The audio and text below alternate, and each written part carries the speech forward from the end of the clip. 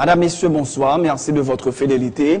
Bienvenue dans ce nouveau numéro de Pulsation Week-end. Nous sommes le vendredi 22 février 2013. Au sommaire de l'actualité, alors que les sénateurs Jean-William Gentil et Steven Benoît ont annoncé que la commission bicamérale chargée de désigner les représentants du corps législatif au Conseil électoral a cessé toute activité. Les députés, soutenus par le sénateur Wenceslas Lambert, proche du pouvoir, ont annoncé ce vendredi la mise sur pied d'un bureau provisoire présidé par le député Altesse Toussaint. Le vice-président est le sénateur Wenceslas Lambert et le député Jean-Danton Léger, secrétaire rapporteur. Le Réseau national de défense des droits humains réclame le renvoi de Carl Jean-Jeune, un conseiller de la première dame qui avait été reconnu coupable de vol aux États-Unis d'Amérique. M. Jean-Jeune avait admis sa culpabilité dans le vol d'environ 30 000 $ américains entre mai et août 2007 à une banque où il travaillait. Des organisations de défense des droits humains nationales et internationales appellent à l'exécution du mandat d'amener contre Jean-Claude Duvalier. Elles demandent que des mesures soient prises pour empêcher l'ancien président à vie de quitter le pays. Les Nations Unies rejettent la demande d'indemnisation en faveur des victimes de l'épidémie de choléra en Haïti et mettent en avant des privilèges et immunités dont bénéficie l'organisation. Dans l'actualité internationale, l'état de santé du président vénézuélien est inquiétant. Le président Chavez, invisible depuis son retour surprise dans son pays lundi, souffre d'insuffisance respiratoire post-opératoire. De l'actualité sportive, le juge sud-africain Desmond Nahir a décidé de libérer sous caution Oscar Pistorius, accusé du meurtre de sa petite amie Riva Kant à Pretoria le 14 février, dans l'attente du procès. La caution d'Oscar Pistorius a été fixée à 85 000 €. L'athlète est reconvoqué devant la justice le 4 juin. Madame, Messieurs, restez branchés pour le développement de ces titres et de bien d'autres.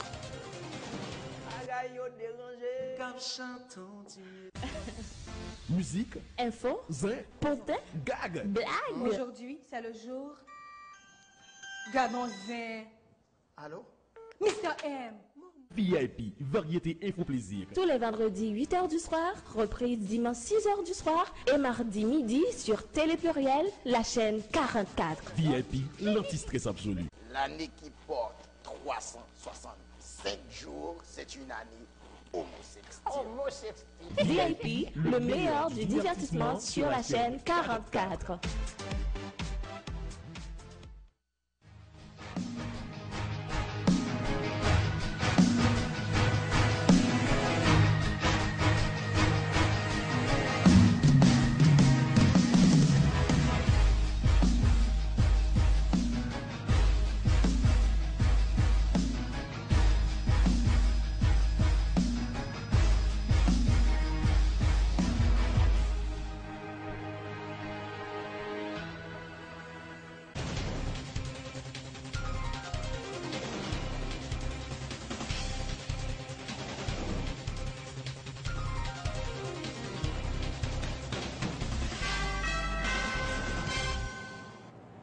De Rechef, bienvenue dans le développement du journal.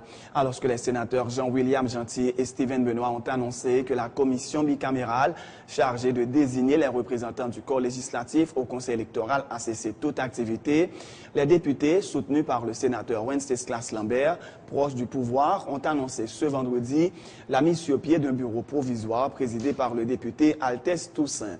Le vice-président est le sénateur Wenceslas Lambert et le député Jean-Danton Léger, secrétaire rapporteur.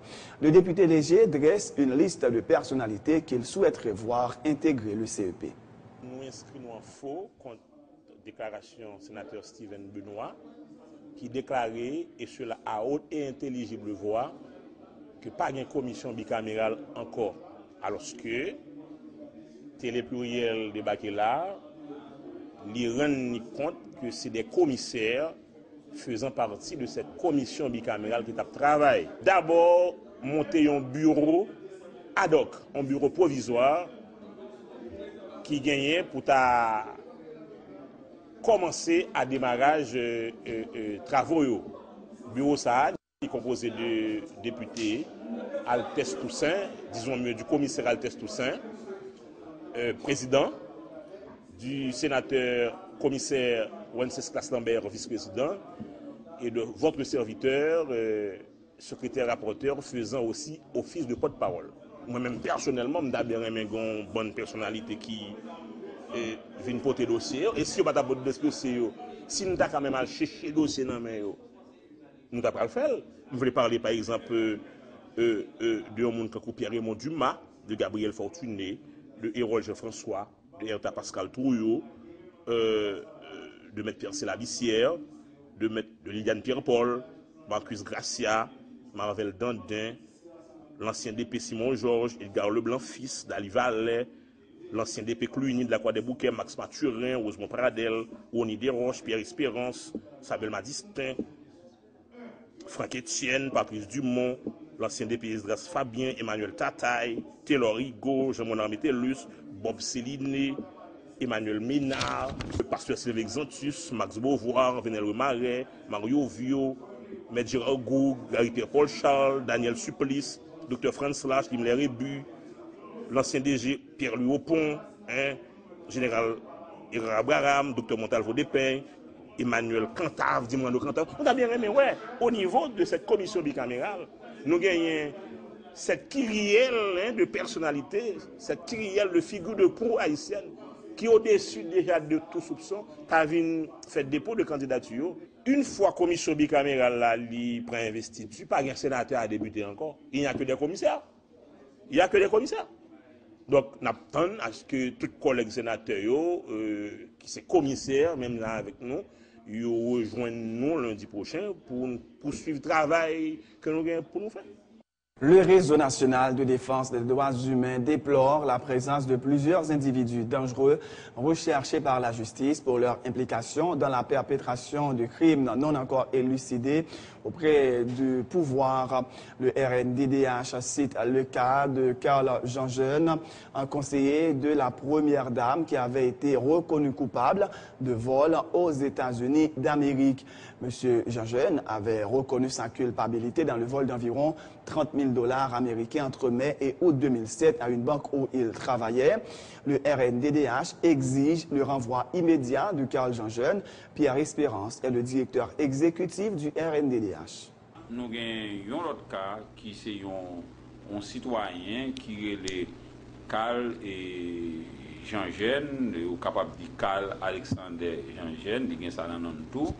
Qui sont fugitifs, qui sont recherchés par la justice américaine, qui en 2007, pendant le travail pour une banque aux États-Unis, qui est Mitchell Bank, et si je ne me trompe moins, je ne dis pas, banque ça, c'est Chase Bank. Eh bien, monsieur volait plus passé, il détournait plus passé 28 700 $ américains. Monsieur était dans une période côté qu'il était dans liberté surveillée, une liberté temporaire, et pour jusqu'en 2014, eh bien, il est entré en Haïti pour participer dans la campagne électorale et actuel président, et il a travaillé avec Madame Président. Donc, ailleurs là, il participait dans le sommet et CARICOM. Donc, c'est pour démontrer qu'on fasse un pouvoir qui est plus confortable, qui est plus à l'aise pour le travail avec les délinquants. Et Haïti, nous sommes capables de dire, son pays qui régressait, qui fait bac dans la question état des droits, dans la question bataille contre l'impunité. Donc, en gros, son lettre ouverte que nous écrit le président sous Carl Jean-Jeune, qui c'est un fugitif, qui c'est un délinquant, et que la justice américaine a poursuivi. Il était dans une période côté que vous mettez, vous dites qu'il n'a pas qu'à quitter le territoire américain jusqu'en 2014 pour valider le dossier. Eh bien, il quitte les États-Unis et je dis à la travail avec Première Dame et avec Madame Présidente. Dans une note de presse en date du 19 février 2013, Carl Jean-Jeune affirme que les faits relatés font désormais partie du passé et n'ont rien à voir avec la personne qu'il est aujourd'hui ni avec la façon dont il fait son travail. Il informe que depuis le mois d'octobre 2012, son avocat avait pris des dispositions pour régler l'affaire qu'il considère comme faisant partie du domaine privé de sa vie. Il demande à ses amis, parents et proches de garder leur sérénité et de croire en la capacité de son avocat à résoudre ce qu'il appelle un malentendu. Des organisations de défense des droits humains nationales et internationales appellent à l'exécution du mandat d'amener contre Jean-Claude Duvalier. Amnesty International, Human Rights Watch, le Réseau national de défense des droits humains et le collectif contre l'impunité ainsi que COSIGID demandent que des mesures soient prises pour empêcher l'ancien président à vie de quitter le pays. Emmanuel Paul.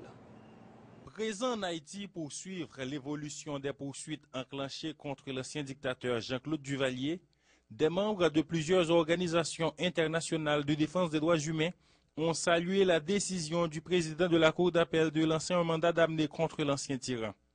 Cette petite victoire ouvre une brèche dans le mur de l'impunité que Jean-Claude Duvalier a instauré en Haïti, se réjouissent Béatrice Vaugant et Red Body, respectivement représentants de Amnesty International et Human Rights Watch. Hier était très importante, elle fait partie du long et tortueux chemin de petites victoires qui sont nécessaires et qui vont arriver à la grande victoire.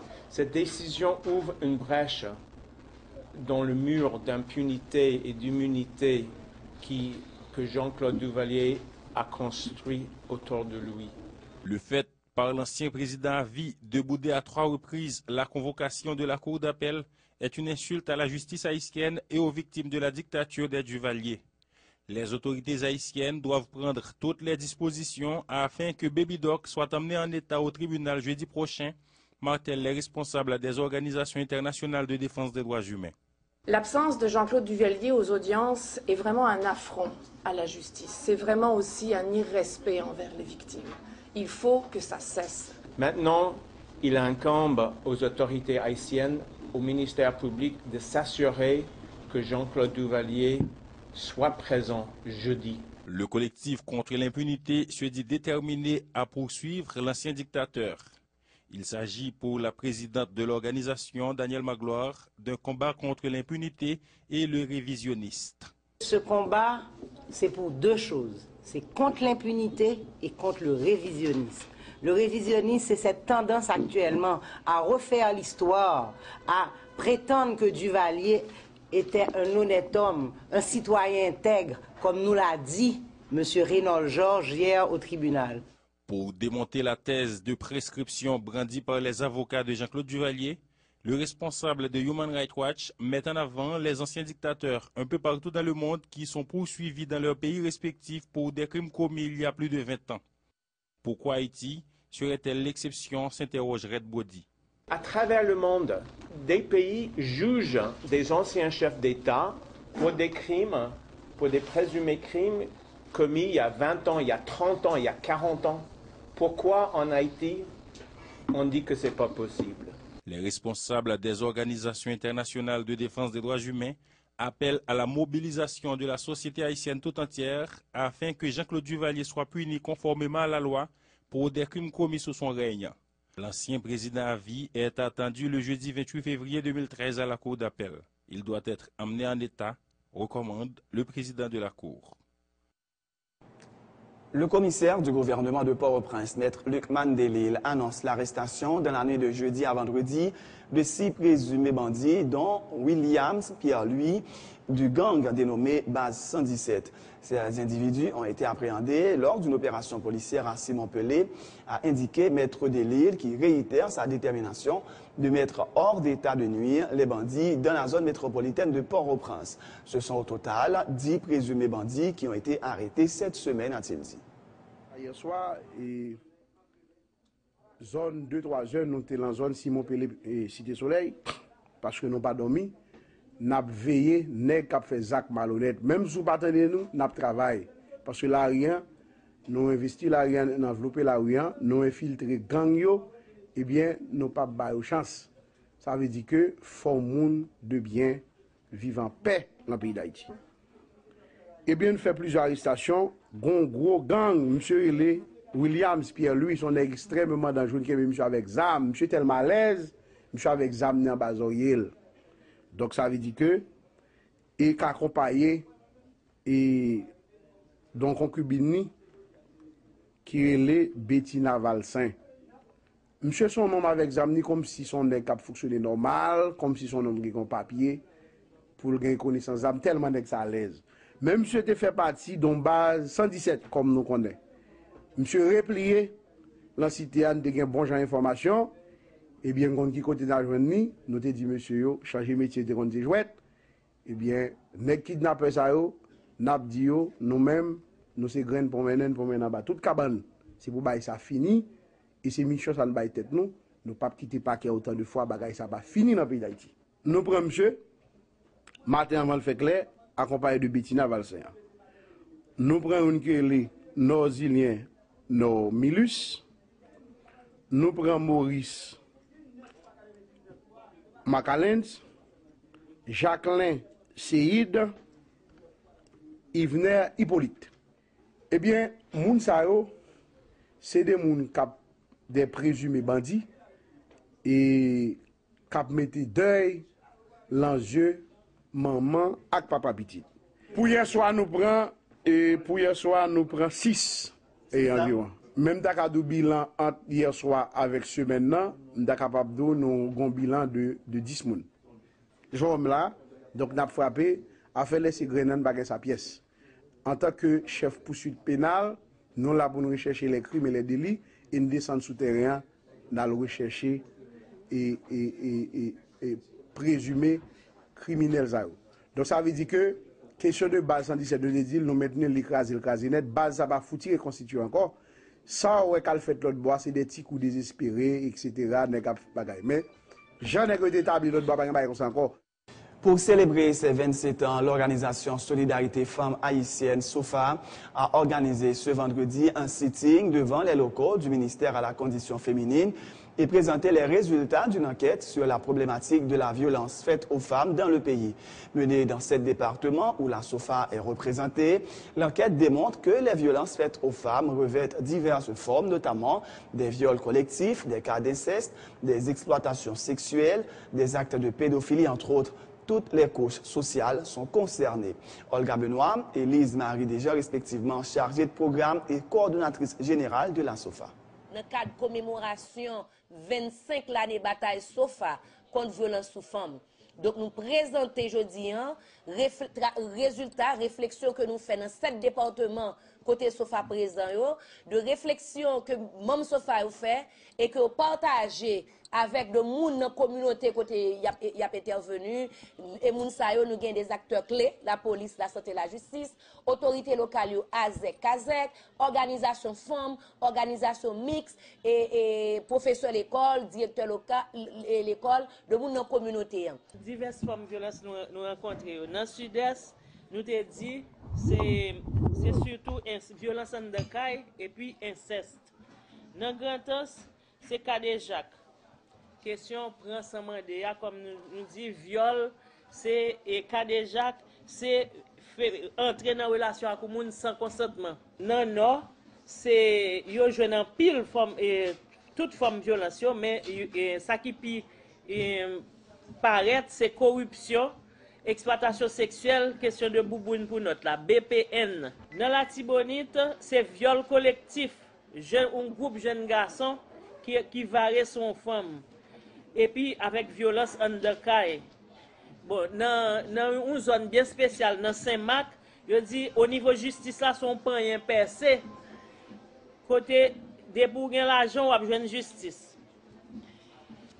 Dans le plateau central, c'est Kadejak là qui domine tout, ensemble avec impunité. Parce que Kadejak, depuis au fin de faire Kadejak là, il y a jambé frontières.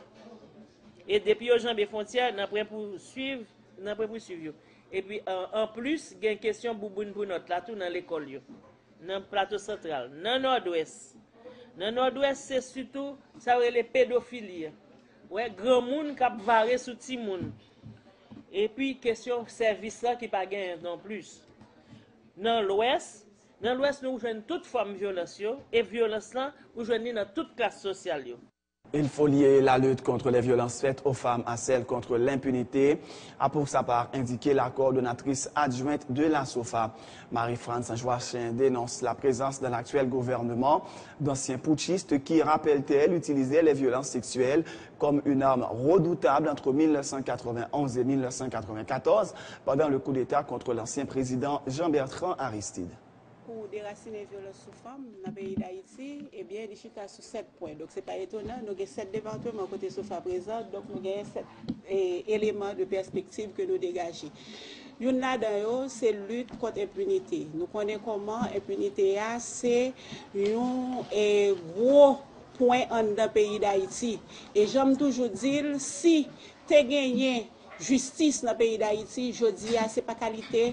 Moun sa yo nous t'a gagné qui t'a dirigé nous en dans pays parce qu'en pile là-dedans c'était des frappes que c'était des moun qui étaient prend pouvoir sous 100 peuple là, c'était des moun qui pas croire dans démocratie parce que yo te croire dans Panzou, il fait Panzou, donc nous pas gagner en dans pays. Nous toujours songer comment frappe lui-même te servi avec Kadejak pour être capable de faire femme yo même yo victime pour humilier pour yo capable de faire aux victimes toute qualité de violence dans 91 sorti 91 rivé 94.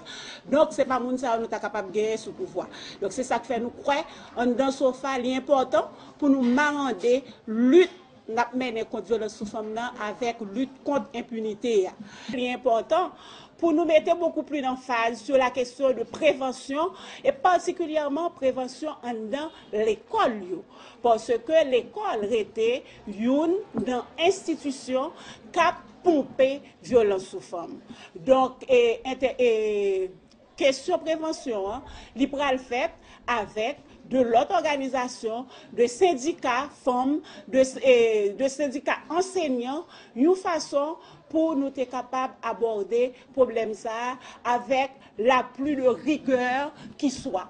L'Organisation des Nations Unies rejette la demande d'indemnisation des victimes du choléra, estimant dans une déclaration lue par le porte-parole du secrétaire général Ban Ki-moon qu'elle était irrecevable au titre de la section 29 de la Convention sur les privilèges et immunités des Nations Unies.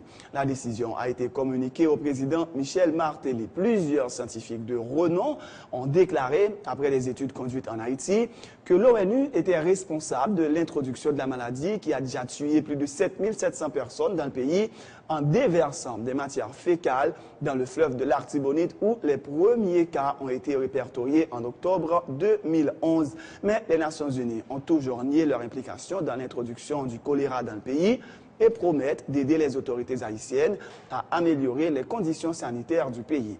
Des organisations haïtiennes promettent qu'elles vont porter l'affaire par devant une juridiction nationale. C'est la fin de ce journal. Juste avant de vous quitter, voici le rappel des titres. Alors que les sénateurs Jean-William Gentil et Steven Benoît ont annoncé que la commission bicamérale chargée de désigner les représentants du corps législatif au conseil électoral a cessé toute activité, les députés, soutenus par le sénateur Wenceslas Lambert, proche du pouvoir, ont annoncé ce vendredi la mise sur pied d'un bureau provisoire présidé par le député Altesse Toussaint. Le vice-président est le sénateur Wenceslas Lambert et le député Jean-Danton Léger, secrétaire rapporteur. Le réseau national de défense des droits humains réclame le renvoi de Carl Jean-Jeune, un conseiller de la première dame qui avait été reconnu coupable de vol aux États-Unis d'Amérique. M. Jean-Jeune avait reconnu sa culpabilité dans le vol d'environ 30 000 $ américains entre mai et août 2007 à une banque où il travaillait. Des organisations de défense des droits humains nationales et internationales appellent à l'exécution du mandat d'amener contre Jean-Claude Duvalier. Elles demandent que des mesures soient prises pour empêcher l'ancien président à vie de quitter le pays. Les Nations Unies rejettent la demande d'indemnisation en faveur des victimes de l'épidémie de choléra en Haïti et mettent en avant des privilèges et immunités dont bénéficie l'organisation. À l'étranger, l'état de santé du président vénézuélien est inquiétant. Le président Chavez, invisible depuis son retour surprise dans son pays lundi, souffre d'insuffisance respiratoire post-opératoire. Et puis dans l'actualité sportive, le juge sud-africain Desmond Nair a décidé de libérer sous caution Oscar Pistorius, accusé du meurtre de sa petite amie Riva Stepkamp à Pretoria le 14 février. Dans l'attente du procès, la caution d'Oscar Pistorius a été fixée à 85 000 €. L'athlète est reconvoqué devant la justice le 4 juin. C'est la fin de ce journal. Merci de l'avoir suivi. Bonne suite de programme sur Télé Pluriel.